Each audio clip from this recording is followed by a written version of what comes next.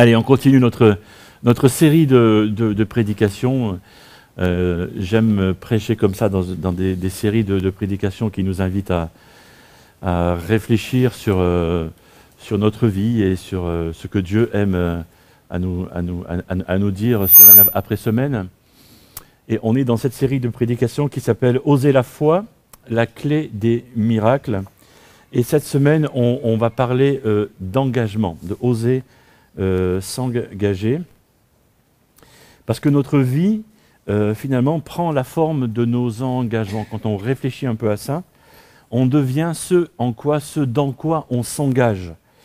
J'ai déjà parlé de ça il y a quelques semaines, quand on réfléchit à des peuples qui ont construit des grandes choses, quand on pense à ces grands monuments qui existent depuis des millénaires, etc. Pourquoi des gens ont fait ça? Parce qu'ils avaient des grands projets. Et quand on regarde les gens, en fait, c'était des gens, des petites gens. Voilà, on peut appeler ça comme ça, mais ce peuple-là avait des grands projets. Et c'est vrai que si tu vis ta vie pour toi seul, tout seul dans ton coin, tu vas très vite t'ennuyer, tu vas très vite te lasser. Et il te faut rapidement quelque chose de plus grand que toi, quelque chose qui te motive. Et du coup, on devient ce en quoi on s'engage. Et on ne s'engage pas seul. Si on s'engage seul, on s'épuise vite, en fait. On se fatigue vite. Alors, je sais que quand je parle d'engagement dans notre société, c'est particulier, parce qu'on a de plus en plus peur de s'engager. Alors, il y a de moins en moins de gens qui s'engagent. Tout à l'heure, dans l'introduction, Jean-Luc a parlé du mariage, c'est ça? Tu as parlé un peu de ça. Bon. Voilà. Il y a de moins en moins de gens qui s'engagent. C'est pour ça que notre société a inventé un pseudo-mariage. Ça ne s'appelle pas comme ça. Mais c'est un peu ça quand même, mais pas tout à fait. Enfin bref. Voilà. Voilà, parce qu'on s'engage de moins en moins. Et alors, en réfléchissant à ça, notre vie, en fait, des fois ressemble, tu sais, quand tu fais la queue à une cafétéria. Pas Flunch, hein, mais des cafétérias comme Cora ici, tu vois. Voilà. Et tu fais la queue, il y a une banque comme ça et tu te sers, il y a des gens devant. Et si tu fais la queue et si tu passes ton tour, c'est raté, quoi. Alors tu commences, tu prends ton plateau et tes couverts, tout ça. Et puis tu es devant les charcuteries, comme ça. Tu vois? Tu as faim, mais modérément faim, tu vois. Tu n'es pas affamé non plus. Et puis tu te dis, tiens, je vais prendre la charcuterie, mais peut-être que les salades seront meilleures après, tu vois. Donc du coup, tu ne prends pas de charcuterie parce que tu as eu peur de... Voilà. Donc tu arrives devant les salades, tu te dis, ouais, mais je ne suis pas si faim que ça finalement, tu vois. Et puis je vais attendre de voir ce qu'il y a sur les viandes. Alors tu arrives devant les viandes, en fait. Tu n'as pas pris ni de charcuterie ni de salade jusqu'à présent. Hein. Et puis tu arrives devant les viandes, et tu te dis, je vais prendre de la viande, je ne vais pas prendre de la viande, etc. Et puis finalement, tu arrives devant les poissons, tu n'as pas pris de viande non plus. Tu te dis, ben, je vais voir ce qu'il y a dans les plats composés, couscous, machin, tout ça, etc. Tu vois. Et tu n'as pas pris ni poisson, ni viande. Puis finalement, tu arrives au bout de la chaîne, et tu te retrouves avec un bout de fromage et un crouton de pain, quoi. Voilà. Nos vies ressemblent parfois un peu à ça. Parce qu'on a peur de s'engager, tu vois. Voilà. Et c'est un peu dommage. Et pourtant, nos vies sont remplies d'engagement parce qu'on a besoin de ça, par exemple. On a besoin d'une maison, d'un logement. Donc que tu loues une maison ou que tu achètes une maison, il faut que tu t'engages envers un propriétaire ou envers une banque si tu as besoin d'un crédit pour acheter quelque chose. Tu vois? Donc tu t'engages. Et puis il faut de l'électricité dans cette maison, il faut de l'eau. Hein, il faut payer, voilà, et tu t'engages, tu vois. Et nos vies sont pleines de ça. On a besoin, pour se déplacer, de véhicules, c'est la même chose, tu vois, etc., etc. Quand on accepte un emploi, tu vois, ou même quand tu crées ton propre emploi, tu vois, tu prends des engagements avec tes clients. Donc nos vies sont pleines d'engagements. Alors, si nos engagements définissent notre vie, autant bien choisir, en fait. Autant bien s'engager dans des engagements qui valent le coup. Alors, 2 versets bibliques. Dans Romains chapitre 6, « Ne mettez pas vos membres à la disposition du péché comme des armes au service du mal, mais puisque vous étiez morts et vous êtes morts vivants, offrez-vous vous-même à Dieu et mettez vos membres à sa disposition comme des armes au service du bien. » C'est l'engagement le plus élevé qu'on puisse prendre pour notre vie, c'est de s'offrir soi-même complètement à Dieu. Là, on est parti carrément à l'autre extrême, c'est-à-dire on donne sa vie à Dieu. Voilà. Et Romains 12, « Je vous invite donc, frères, et je rajoute sœurs, après tout, pas de raison, on est d'accord, à cause de cette immense bonté de Dieu, à lui offrir votre corps comme un sacrifice vivant, saint et qui plaise à Dieu. Ce sera là de votre part un culte spirituel. » Aujourd'hui, j'aimerais parler de 5 choses. C'est de voir comment nos 5 plus grands besoins sont assouvis justement dans 5 grands engagements. Et je vais parler de ce qui fait la fondation un peu de nos objectifs, de notre vision d'Église aussi. Et la vision de notre Église qui a été posée depuis un certain temps, c'est inviter et accompagner à la conversion et à la maturité en Jésus-Christ tous ceux qui l'ignorent. Ça, c'est la vision de notre Église. C'est ce pourquoi notre Église locale ici, dans cet endroit, existe. C'est inviter et accompagner à la conversion et à la maturité en Jésus-Christ tous ceux qui ne connaissent pas Christ encore. Voilà. Et cette cette vision est tirée de 2 grandes déclarations où Jésus dit dans l'Évangile selon Matthieu, « Tu aimeras Dieu de tout ton cœur et tu aimeras ton prochain comme toi-même. Et faites des disciples et baptisez-les et apprenez-leur à faire tout ce que je vous ai commandé. » De ces 2 versets, on a tiré 5 verbes qui sont 5 actions. Et ce sont ces 5 choses-là. C'est adorer, adhérer, aider, apprendre et annoncer. Alors c'est sur le mur là, depuis un moment déjà. Donc on passe peut-être à côté et puis on ne le voit plus. Voilà. Adorer, adhérer, aider, apprendre et annoncer. C'est nos 5 objectifs qui se retrouvent un peu dans tout ce qu'on fait ici. Et cela s'intègre dans la célébration, dans la communion fraternelle, je vais expliquer ce que c'est tout à l'heure, dans le discipulat, dans le ministère et la mission. Et on est convaincu que Dieu a ces 5 objectifs pour chacun d'entre nous. Et ce que j'aimerais dire, en plus de ça ce matin, que Dieu veut qu'on fasse tout ça ensemble. Pas seul, ensemble. Et la première des choses, c'est, pour renforcer ma foi, je dois m'unir avec d'autres dans l'adoration. Quand on vient le dimanche matin, qu'on se rassemble ensemble le dimanche matin, alors dans notre église, on chante, voilà, on chante beaucoup. C'est bien, hein, Jean-Paul? On chante pas assez peut-être? Voilà, c'est vrai. C'est le directeur de la louange, donc il n'est pas satisfait, il voudrait 1h30, c'est ça? Non. Voilà. Voilà, mais on chante bien déjà. Mais c'est vrai que le fait d'être ensemble, à chanter Dieu, à adorer Dieu, ça provoque en nous pas mal de choses. Évidemment que ça joue sur nos sentiments, et j'ai pas ni peur ni honte de le dire, parce que les sentiments, des composantes de notre personnalité, bien sûr. Mais ça renouvelle notre foi et ça restaure notre joie. Voilà. Ésaïe 40 nous dit « Ceux qui comptent sur le Seigneur reçoivent des forces spirituelles, comme des aigles, ils s'élancent. » C'est une belle image, hein, Jean-Luc, des aigles. Voilà. Ils courent, mais sans se lasser. Ils avancent, mais sans faiblir. Combien de fois, j'allais dire tu, mais je vais dire je, est venu, enfin, nous sommes venus à l'église avec le moral dans les chaussettes. Ok? Et puis, on se met à chanter ensemble.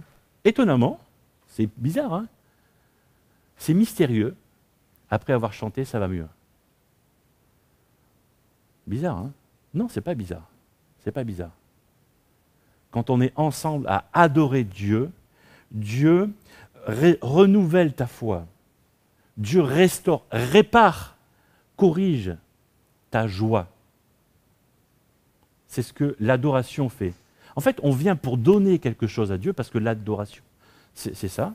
Je viens offrir quelque chose à Dieu, et en fait, je reçois.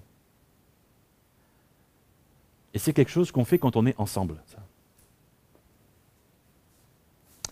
Le psaume 100 dit, enfin une partie du psaume, « Offrez-lui un culte joyeux, présentez-vous à lui avec des cris de joie. » Dans la célébration, dans l'adoration, quand on est ensemble, ça provoque ça. Dieu nous répare, nous reconstruit. C'est génial. Le point numéro 2, pour découvrir mon identité et le but de ma vie, je dois adhérer avec d'autres dans la communion fraternelle. On apprend vraiment qui on est quand on est en relation. Alors maintenant, c'est très facile de s'isoler avec les soi-disant réseaux sociaux. C'est très facile de...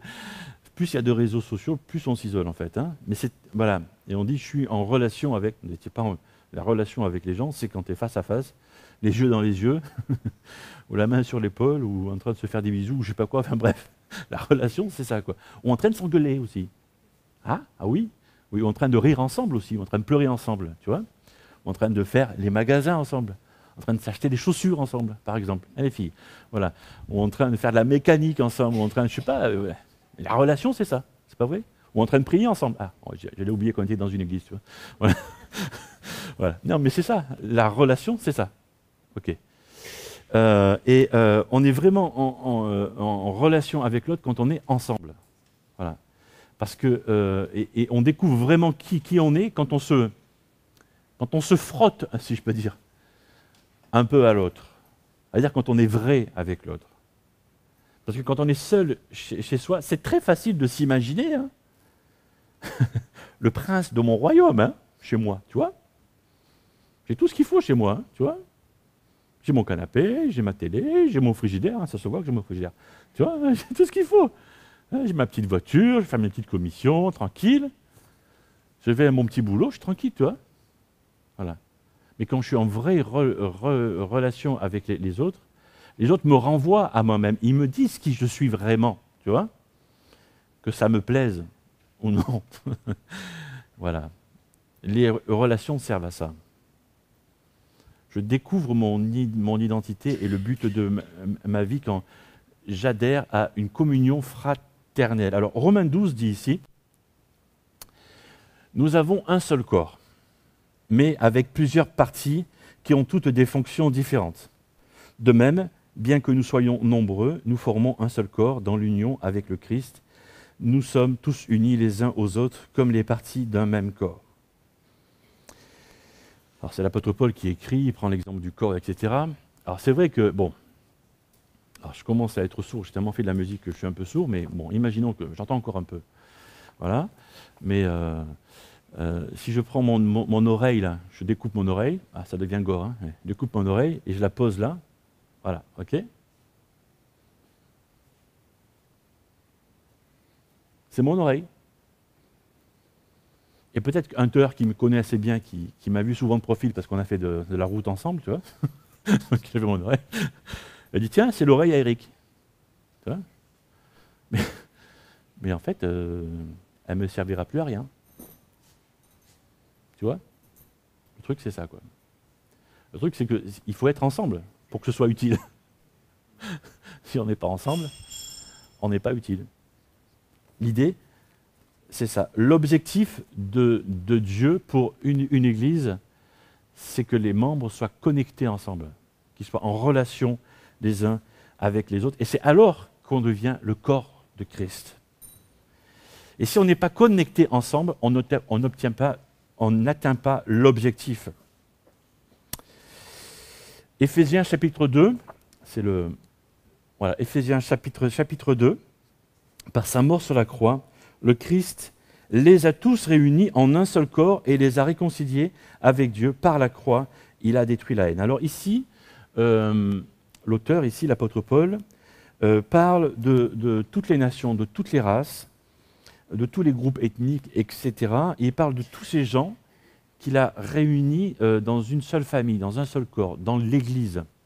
Et il est en train de dire que Dieu, finalement, a inventé l'Église comme agent pour réconcilier le monde.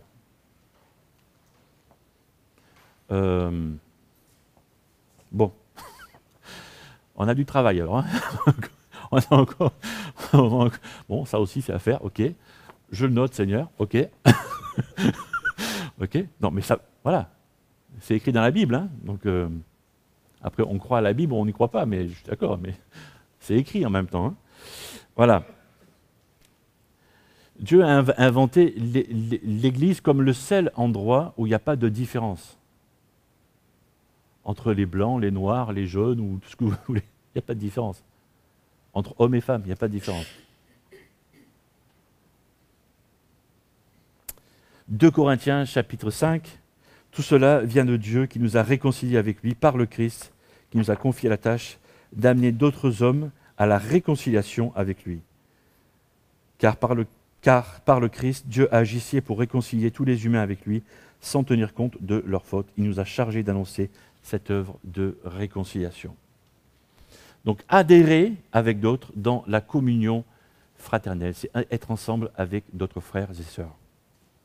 Un troisième point, pour développer mon potentiel, je dois apprendre des autres pour grandir. Parce qu'il y a des choses qu'on peut apprendre tout seul. Ok. Mais il y a des choses qu'on ne peut pas apprendre tout seul. Il y a des choses qu'on peut apprendre seulement avec d'autres. Alors, dans notre église, on a dans la semaine des petits groupes de maisons qui se retrouvent dans les maisons. Voilà. Et parce que le dimanche matin, bon, la célébration, c'est des chants, après c'est une prédication, et après pour ceux qui veulent, il y a le temps d'after où on peut échanger ensemble. C'est super, c'est bien déjà. Mais c'est pas assez. Parce que si on veut aller un peu plus loin dans la restauration de nos cœurs, partager peut-être des choses plus intimes, peut-être. Voilà, c'est peut-être pas l'endroit le plus favorable. Et dans les groupes de maison, on peut le faire, ça. Si on se sent en confiance, bien sûr. Voilà. Et par exemple, est-ce que quand on est tout seul chez soi, on peut vraiment apprendre la notion du pardon? Pour apprendre vraiment à pardonner, il faut être en face de celui qui t'a fait du mal, en fait. Et face à lui, tu vas savoir si tu peux lui pardonner ou pas, tu vois. Non, mais c'est peut-être pas le moment. Là, va faire un tour, après tu reviens. Tu vois? Si t'es comme ça, c'est pas le moment, en fait. Tu vois?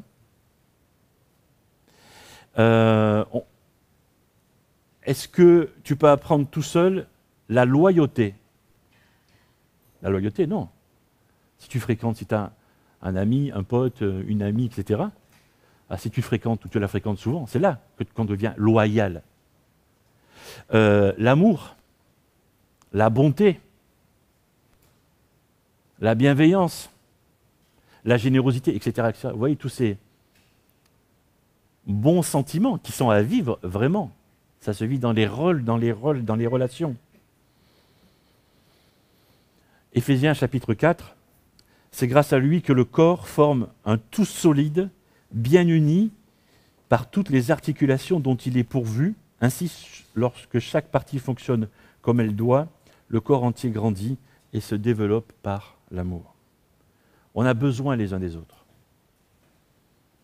On a besoin les uns des autres pour grandir. Donc ça veut dire que tous, tels que je vous regarde, je connais certains, il y a certains que je ne connais pas, mais je sais qu'on a tous des progrès à faire, en fait. Tous. En commençant par moi. Le premier. C'est peut-être moi qui en ai le plus à faire. Bien sûr, assurément. 4e point. Pour valider mon expérience, je dois aider les autres dans mon ministère. Ou si le mot ministère est trop difficile, on peut le remplacer par service. Ça veut dire faire du bien à l'autre, aider l'autre. La reconnaissance ne provient pas du statut. La reconnaissance ne provient pas des beaux habits ou... C'est vrai qu'il n'y a pas de marque aujourd'hui, mais c'est rare quand j'en ai, parce que j'aime pas ça. Ne provient pas de la marque que tu as sur ta chemise, ton t-shirt ou ta voiture. Hein, ça existe les marques sur les maisons? Oui, ça existe. Je sais pas, tu vois. La reconnaissance ne provient pas de ce que tu es capable de te payer, en fait. La reconnaissance vient du bien que tu es capable de faire. Et c'est pas pareil, en fait. C'est pas du tout la même chose. C'est pas du tout la même chose. La reconnaissance vient du service que tu es capable de rendre. Et du coup, tu n'as pas besoin d'avoir des milliers d'euros sur ton compte en banque pour rendre un service. Parce qu'un service, c'est juste passer du temps avec quelqu'un, juste pour pleurer avec, parce qu'il est dans la souffrance. Et c'est un super service de passer du temps avec quelqu'un pour le consoler. C'est génial, ça. Juste ça. C'est pas donné à tout le monde, hein. Bien sûr. Que chacun de vous, 1 Pierre chapitre 4, utilise pour le bien des autres le don particulier qu'il a reçu de Dieu. Vous serez ainsi de bons administrateurs des multiples dons divins. Le talent ou les talents dont Dieu t'a muni ne sont pas uniquement que pour toi, ils sont pour ceux qui t'entourent aussi. Ou Marc chapitre 8, celui qui veut sauver sa vie la perdra, mais celui qui perdra sa vie pour moi et pour la bonne nouvelle c'est la parole de Dieu, la sauvera.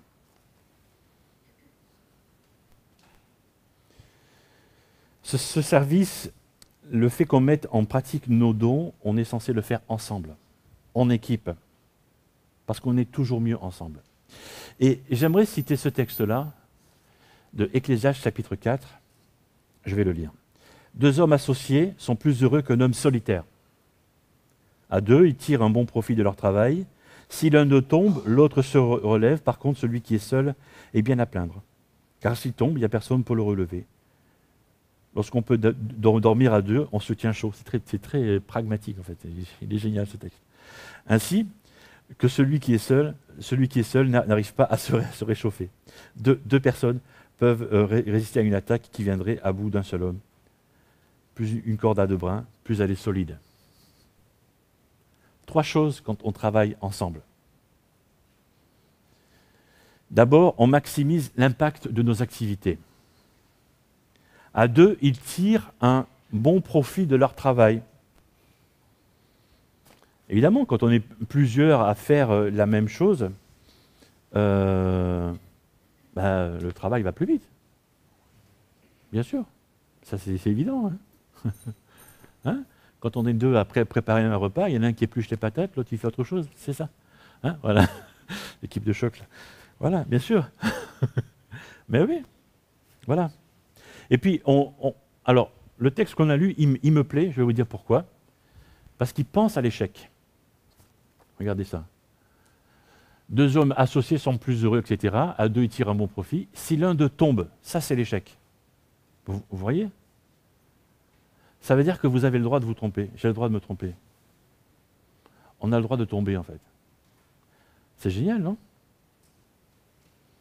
Non, mais sérieusement, c'est bien. Enfin, c'est pas bien de tomber. Mais ça veut dire que si on est par terre, ben Dieu a prévu ça. Dieu a prévu nos chutes. Dieu a prévu qu'on l'abandonne peut-être. Dieu a prévu qu'on l'oublie peut-être. Dieu a prévu qu'on fasse faux, qu'on se trompe. Mais si on est dans une église, dans une équipe, il y aura sûrement quelqu'un qui va venir nous aider à nous relever.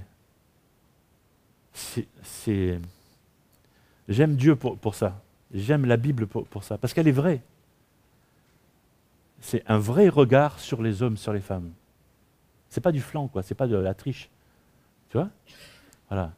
Donc si l'un tombe, l'autre le relève. Donc si on est à plusieurs ensemble, dans une équipe à faire la même chose, et qu'il y en a un qui se plante, quoi, le copain va essayer de l'aider, de faire quelque chose, quoi. Et puis, on mobilise nos ressources, bien sûr. 2 personnes peuvent résister à une attaque qui viendrait à vous d'un seul homme. Jésus a dit qu'il n'y a aucun petit service.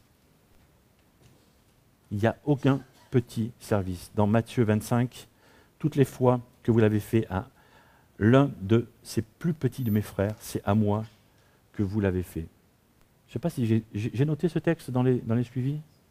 Ouais. Ok.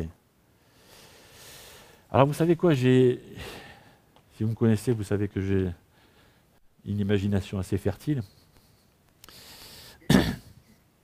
Et j'ai imaginé un chrétien qui un jour est au paradis, il a son petit appartement, parce que la Bible dit que Dieu nous prépare un endroit où on va vivre, au paradis. Il est au paradis, il a son petit appartement tranquille. Un petit studio, ça suffit.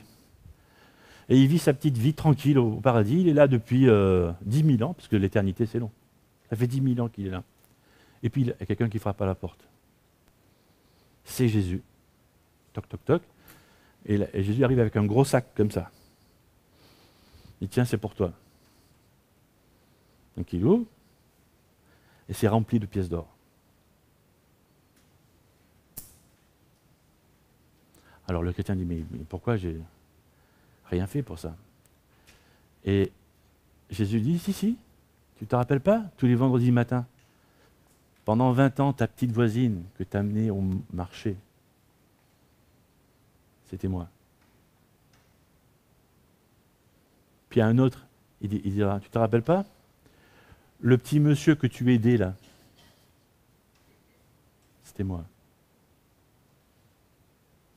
C'est ça ce verset. Toutes les fois que vous l'avez fait à un de ces plus petits, c'est à moi que vous l'avez fait. Bon, ça c'est... Je suis un peu fou comme ça, pour imaginer des choses comme ça. Cinquièmement, pour faire une différence éternelle, je dois me joindre à d'autres en mission. Dieu a une mission pour ta vie et tu ne peux la réaliser qu'avec d'autres personnes. Avant que Jésus ne monte au ciel, il a laissé comme un dernier message. Dans Matthieu 28, on peut lire ça. Allez donc auprès des gens de toutes les nations, faites d'eux mes disciples, baptisez-les au nom du Père, du Fils et du Saint-Esprit, enseignez-leur à pratiquer tout ce que je vous ai commandé. Sachez-le, je vais être avec vous tous les jours jusqu'à la fin du monde. Dieu a un but pour les hommes, pour l'histoire humaine, pour l'humanité. Et Dieu a un but pour ta vie. Pourquoi Dieu te donnerait un but pour ta vie différent ou en décalage par rapport à celui de l'humanité? Ça n'aurait pas de sens. Le but de Dieu pour l'humanité, c'est se faire une famille. Dieu, depuis des centaines d'années, des milliers d'années, se fait une famille. C'est son but. Il a créé tout l'univers avec la Terre au milieu. Un petit peu ça, on est terrien, donc on est centriste. Voilà. Hein? C'est ça. Il se fait une famille. Et quand la famille sera finie, il va prendre la famille avec lui. Pour l'éternité. C'est aussi simple que ça, le but de Dieu. C'est facile. Il se fait une famille, et quand la famille sera complète, il va la prendre avec lui. Et grosso modo, notre vie sur Terre, on est dans la nurserie. On apprend à parler, on apprend à marcher, à se comporter les uns avec les autres. On tombe, on se relève, on oublie, etc. Vous voyez ? C'est la nurserie. Voilà. Mais ça, c'est le but de Dieu pour les hommes. Et tu as quelque chose à faire dans ce grand but-là, dans ce grand projet de Dieu. C'est dire ce que je viens de dire, en fait. À ta manière. dire à ceux que tu connais quel est le projet de Dieu pour l'humanité. Moi, je l'ai dit à ma manière, dis-le à ta manière. Hein. Mais tu peux me piquer cette phrase, c'est pas grave. Ok ? Voilà, j'aimerais simplement prier maintenant pour terminer ce temps de prédication. Seigneur, j'aimerais te dire merci. Merci parce que tu nous transformes, parce que tu nous changes. Merci parce que tu veux renforcer notre foi. Merci parce que tu veux nous aider à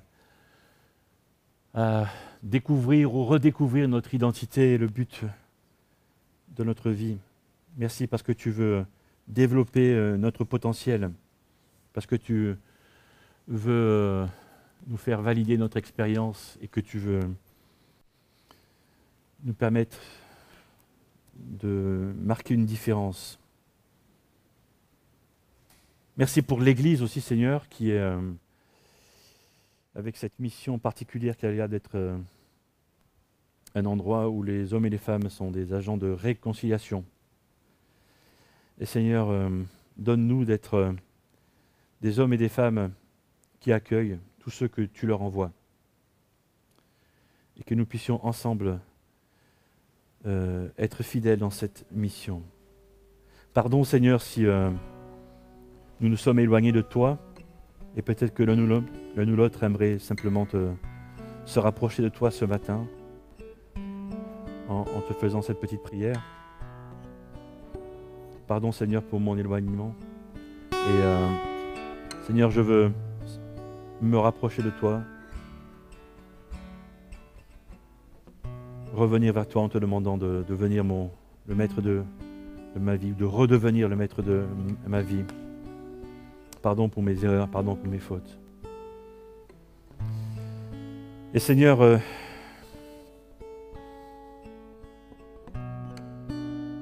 merci parce que tu ne nous laisses pas seuls.